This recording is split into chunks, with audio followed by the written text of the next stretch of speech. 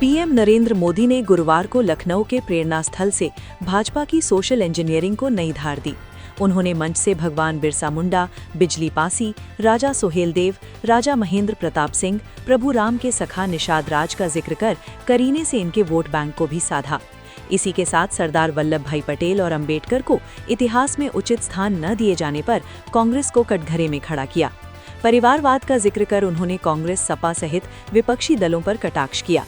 मंच पर जिस तरीके से सीएम योगी के साथ वे गुफ्तगू करते नजर आए, इससे साफ है कि 2027 की चुनावी स्क्रिप्ट में योगी की बड़ी भूमिका रहेगी। पीएम मोदी ने भाषण की शुरुआत में सबसे पहले मंच से क्रिसमस की बधाई दी। राजनीतिक जानकार कहते हैं कि अगले साल केरल विधानसभा चुनाव है। वहां बहुत बड़ी आबादी क्रिश्चियन कम्युनिटी की है। इसके बहाने उन्होंने ईसाई वोट बैंक को साधने की कोशिश की। भाजपा पर अक्सर ये आरोप लगते हैं कि उसका आज़ादी की लड़ाई में कोई योगदान नहीं रहा। वरिष्ठ पत्रकार आनंद राय कहते हैं, कांग्रेस पार्टी के जमाने से ये स्थापित सत्य रहा है कि जिसकी सत्ता रहती है वो इतिहास को अपने ढंग से लिखवाने की कोशिश करता है।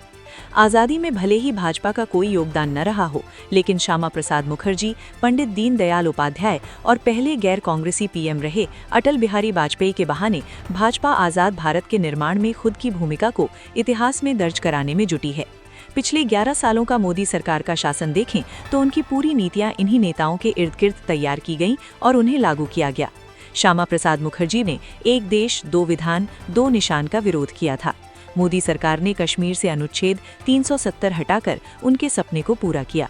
इसी तरह पंडित दीनदयाल की अंत्योदय अवधारणा को पीएम आवास, शौचालय, जनधन खाते, स्वास्थ्य बीमा, मुफ्त राशन जैसी जन कल्याणकारी योजनाओं के आधार पर आगे बढ़ा रहे हैं।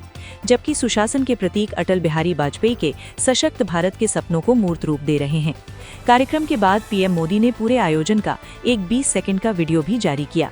पीएम मोदी ने कहा, 25 दिसंबर का ये दिन देश की 3 महान विभूतियों के जन्म का अद्भुत संयोग लेकर आता है।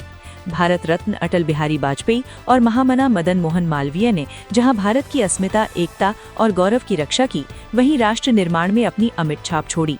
साथ ही 25 दिसंबर को ही महाराजा बिजली पासी की भी जन्म जयंती है। मोदी ने कहा कि लखनऊ का प्रसिद्ध बिजली पासी किला अधिक दूर नहीं है।